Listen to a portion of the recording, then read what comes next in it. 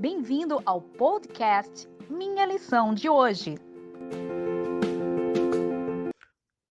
Olá, seja bem-vindo a mais um dia do podcast Minha Lição de Hoje, sexta-feira, 22 de maio de 2020. Iremos recapitular o que essa semana nós estudamos.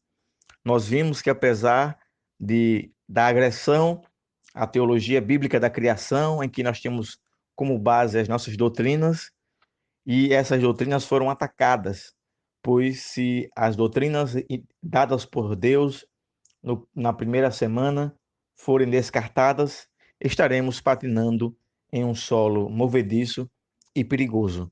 Mas a lição nos mostra que foi Deus quem criou a terra, foi Deus quem fez o universo e que ele está no controle da história.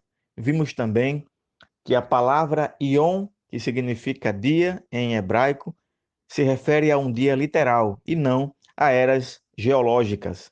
E onde aparece essa palavra, refere-se a um dia literal de 24 horas.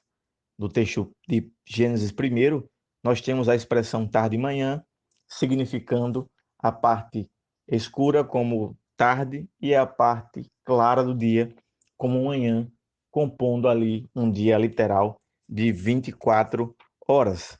Nós vimos também que o sábado foi dado por Deus para que o homem pudesse descansar, pois nesse dia, ele mesmo como Criador e não cansando, ele descansou nesse dia, abençoou e o santificou.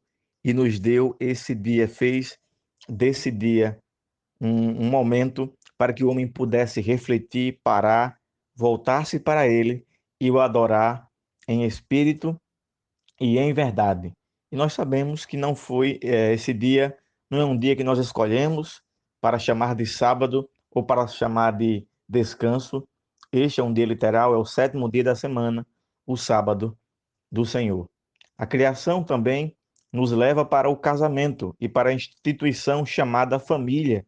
Deus chamou o primeiro homem, apesar de não ter pai e não ter mãe, a deixar o seu pai e a sua mãe, apontando para a posteridade, para as próximas gerações, que cada um deveria formatar a sua própria família, sendo composta por um homem e por uma mulher e a sua descendência. Então, o texto bíblico de Gênesis capítulo 2 nos traz a teologia do casamento, suas implicações e a sua devida importância. Sem dúvida, na criação nós já temos o apontamento, a direção que apesar da queda, da queda do homem, do pecado do homem, Deus não foi pego de surpresa e um plano já estava feito, já estava moldado e Deus então, através de seu filho, faria a redenção do mundo. Na criação houve a queda, mas também ali nós temos apontando para Cristo, para a salvação. O livro de Romanos diz que, como por um homem entrou a morte ao mundo através do pecado, também através de um homem veio a salvação.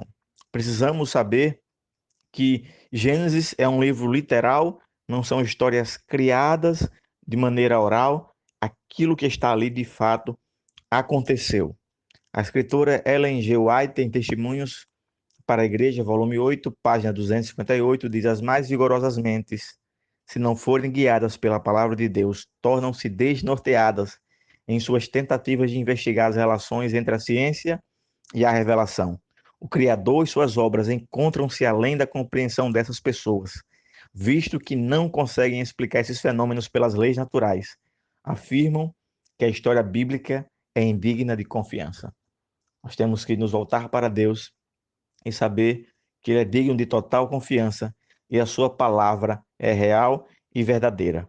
Que Deus te abençoe, que a sua vida esteja firme no Senhor.